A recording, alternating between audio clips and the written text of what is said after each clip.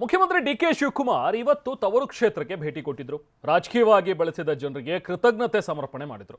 DK ಹೋದಲ್ಲೆಲ್ಲ ಜನಸಾಗರವೇ ತುಂಬಿ ಹೋಗಿತ್ತು. ಈ ವೇಳೆ ರೋಡ್ ಶೋ ನಡೆಸಿದ ಬಂಡೆ ಸಾಲು ಸಾಲು ಭರವಸೆಗಳನ್ನ ಕೂಡ ನೀಡಿದ್ದಾರೆ. ಅದರಲ್ಲೂ ಜೆಡಿಎಸ್ ಕಾರ್ಯಕರ್ತರಿಗೂ ನಮ್ಮ ಮನೆ ಬಾಗಿಲು ಯಾವಾಗಲೂ ತೆರೆದಿರುತ್ತೆ ಅಂತ ದಾಳ ಉರುಳಿಸಿದ್ರು.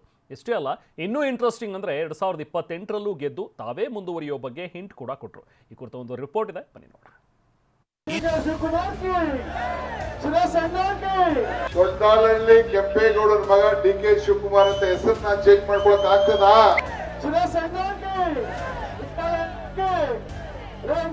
ರಾಮನಗರದಲ್ಲಿ ಮತ್ತು ಆರೋಳಿಲಿ ಬಡವರಿಗೆ ಸೈಟ್ ಹಂಚೋದು, ಯಾರ್ಯಾರಿಗೆ ತಲೆ ಇದೆ ಆ ತಲೆ ಮೇಲೆ ಸೂರ್ ಇರಲೇಬೇಕು ಅನ್ನೋದು ಕೂಡ ನಾನು MLA ಗೆ ಹೇಳಿದ್ದೀನಿ. ಸಿಲ್ಕೋ ಮಿಲ್ಕೋ ಇದು ದೊಡ್ಡ ಶಕ್ತಿ ನಮ್ಮ ತಾಲೂಕು. ಯಾವ ಸ್ಟ್ರೈಕು ಮಾಡಬಾರ್ದು, ನ್ಯಾಯಬದ್ಧವಾಗಿ ನಿಮ್ಮೂರಿನಲ್ಲಿ ಇರಬೇಕು. ಬೆಂಗಳೂರು ವಲಸೆ ಹೋಗೋದನ್ನ ತಪ್ಪಿಸ್ಬೇಕು.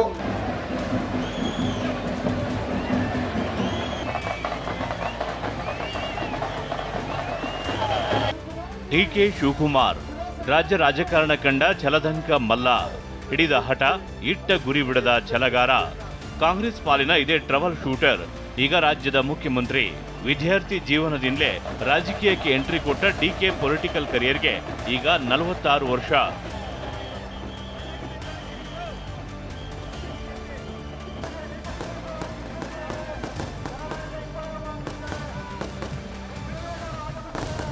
ಸುದೀರ್ಘ ಪಯಣದ ಪ್ರಯತ್ನ ಫಲ ಕೊಟ್ಟಿದೆ.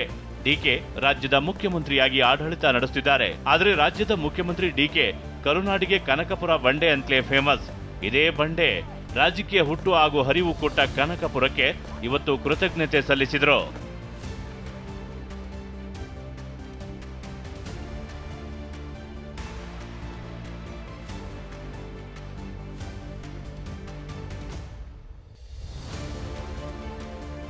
ನೋಡಿ, ಎಲ್ಲಿ ನೋಡಿದ್ರೂ ಜನಸಾಗರ, ಕಿಕ್ಕಿರಿದು ಸೇರಿರುವ ಅಭಿಮಾನಿಗಳು.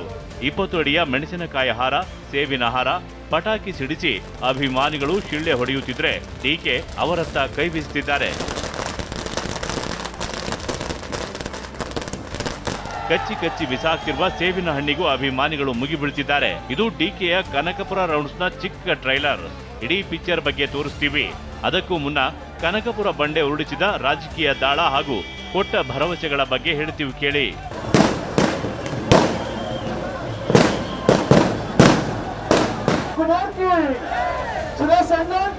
ಡಿಕೆ ಶಿವಕುಮಾರ್ ಇವತ್ತು ಜನರಿಗೆ ಬರೀ ಧನ್ಯವಾದವನ್ನಷ್ಟೇ ಅರ್ಪಿಸಿದ್ರ ಅಂತ ಕೇಳಿದ್ರೆ ಖಂಡಿತ ಇಲ್ಲ. ಪ್ರತಿ ಊರಿನಲ್ಲಿಯೂ ಒಂದೊಂದು ದಾಳ ಉರುಳಿಸುವ ಕೆಲಸ ಮಾಡಿದ್ರು. ತಾವು ಜೈಲಿಗೆ ಹೋದ ದಿನಗಳನ್ನ ನೆನಪಿಸಿದ್ರು.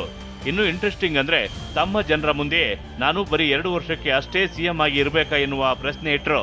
ಅಲ್ಲಿಗೆ 2028ಕ್ಕೂ ಕಾಂಗ್ರೆಸ್ ಪಕ್ಷವನ್ನ ಗೆಲ್ಲಿಸಿ ತಾವೇ ಮುಖ್ಯಮಂತ್ರಿಯಾಗಿ ಮುಂದುವರಿಯುವ ಇಂಗಿತ ವ್ಯಕ್ತಪಡಿಸಿದ್ರು. ಬೇರೆ ಪಾರ್ಟಿಯವರು ಸರ್ಚ್ ಮಾಡಿದಾಗ ನಿಮ್ಮ ಪ್ರಾರ್ಥನೆ, ನಿಮ್ಮ ಸಂಕಲ್ಪ, ನಿಮ್ಮ ಕಣ್ಣೀರು, ನಿಮ್ಮ ನೋವು, ನಿಮ್ಮ ದುಃಖ, ನಿಮ್ಮ ತುಮಾನ, ಯಾವ ರೀತಿ ನೀವು ಹೋರಾಟವನ್ನು ಮಾಡಿದ್ರಿ, ಯಾವ ರೀತಿ ಕೊರಗಿದ್ರಿ, ಆ ಶಕ್ತಿ, ಆ ಶ್ರಮ, ಆ ಫಲ, ಆ ಪ್ರಾರ್ಥನೆ ಇವತ್ತು ಸಿಕ್ಕಿ ನಿಮ್ಮ ಸೇವೆಯನ್ನ ಈ ರಾಜ್ಯದ ಜನತೆಯ ಸೇವೆಯನ್ನು ಮಾಡಲು ಒಂದು ದೊಡ್ಡ ಅವಕಾಶ ಇವತ್ತು ಸಿಕ್ಕಿದೆ. ಜನತಾದಳದ ಕಾರ್ಯಕರ್ತರು, ಬಿಜೆಪಿಯವರು ಕೂಡ ನಾನು ಮನವಿ ಮಾಡ್ತಾ ಇದ್ದೇನೆ, ಎಲ್ಲರೂ ಕೂಡ ನಿಮ್ಮ ತಲೆಯಿಂದ ತೆಗೆದಾಕಿ. ಇನ್ನೊಬ್ಬ ಡಿಕೆ ಶಿವಕುಮಾರ್ ನಿಮ್ಮ ಜನತಾದಳ ಬಿಜೆಪಿಲಿ ಈ ಕನಕಪುರದಲ್ಲಿ ತಯಾರು ಮಾಡಕ್ ಸಾಧ್ಯನಾ? ಇದನ್ನ ಮನವರಿಕೆ ಮಾಡಬೇಕು. ಯಾರಿಗೆ ಒಪ್ತೇ ಹೋದ್ರು ನಿಮ್ಮ ಆತ್ಮಸಾಕ್ಷಿ ಒಪ್ಬೇಕು. ಒಳ್ಳೆ ರೀತಿಯಲ್ಲಿ ಅಧಿಕಾರ ಮಾಡಿ ಈ ರಾಜ್ಯದಲ್ಲಿ ಒಂದು ಸಾಕ್ಷಿ ಗುಡ್ಡೆ ಬಿಟ್ಟು ಹೋಗುತ್ತದೆ. ನಮ್ಮ ಬದುಕು ಯಾವುದು ಶಾಶ್ವತ ಅಲ್ಲ. ನಾನು ಬರೀ 2 ವರ್ಷದ ಮುಖ್ಯಮಂತ್ರಿ ಆಗಿರ್ಬೇಕಾ? ನಾನು ಇನ್ನ ಮತ್ತೆ ನಿಮ್ಮ ಆಶೀರ್ವಾದದಿಂದ ಮತ್ತೆ 2028 ಗೆಲ್ಲಬೇಕು.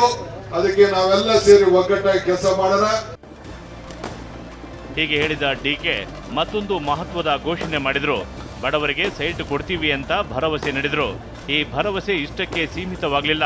ಮುಂದುವರೆದು ಜೆಡಿಎಸ್ ಕಾರ್ಯಕರ್ತರಿಗೂ ಓಪನ್ ಆಫರ್ ಕೊಟ್ರು.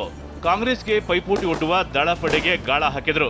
ನನ್ನ ಮನೆ ಬಾಗಿಲು ಜೆಡಿಎಸ್ನವರಿಗೂ ತೆರೆದಿರುತ್ತೆ ಅಂತ ಹೇಳಿದ್ರು. ರಾಮನಗರದಲ್ಲಿ ಮತ್ತು ಆರೋಳಿಲಿ ನಾನು ಹೇಳಿದ್ದೇನೆ, ಬಡವರಿಗೆ ಸೈಟ್ ಹಂಚೋದು, ಯಾರ್ಯಾರಿಗೆ ತಲೆ ಇದೆ ಆ ತಲೆ ಮೇಲೆ ಸೂರು ಇರಲೇಬೇಕು ಅನ್ನೋದು ಕೂಡ ನಾನು MLA ಗೆ ಹೇಳಿದ್ದೀನಿ. ಅದಕ್ಕೆಲ್ಲರೂ ಕೂಡ ಮಾರ್ಗದರ್ಶನ ಮಾಡ್ತೀನಿ. ತಾಳ್ಮಗಿರಿ. ಈ DK ಶಿವಕುಮಾರ್ ಬರೀ ಕಾಂಗ್ರೆಸ್ ಮಾತ್ರ ಅಲ್ಲ, ನಿಮ್ಗೂ ಕೂಡ ಈ DK ಶಿವಕುಮಾರ್ ಇದ್ದಾನೆ.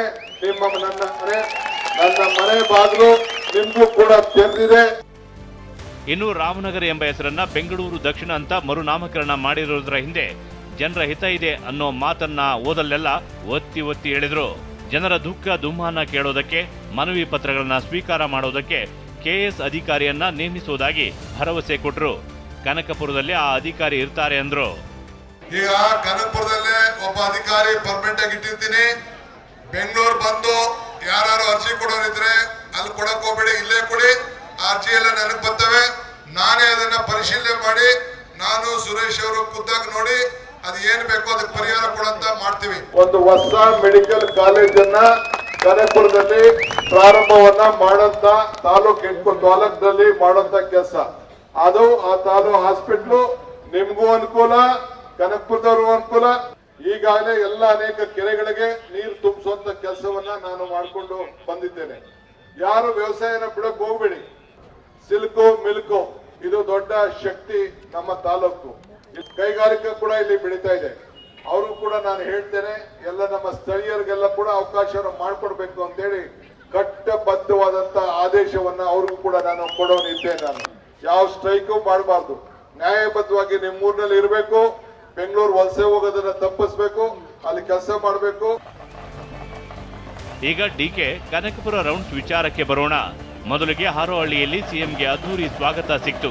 ಆಂಜನೇಯ ಸ್ವಾಮಿ ದೇವಸ್ಥಾನದಿಂದ ಬಸ್ ಸ್ಟ್ಯಾಂಡ್ ಸರ್ಕಲ್ ವರೆಗೆ ರೋಡ್ ಶೋ ನಡೆಸಲಾಯಿತು.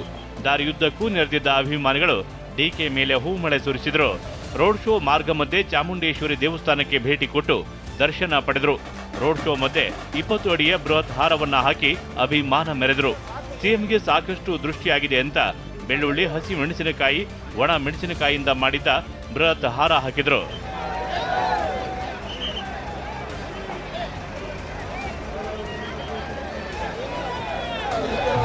ಪ್ರಶಾಂತ್, TV9 ರಾಮನಗರ.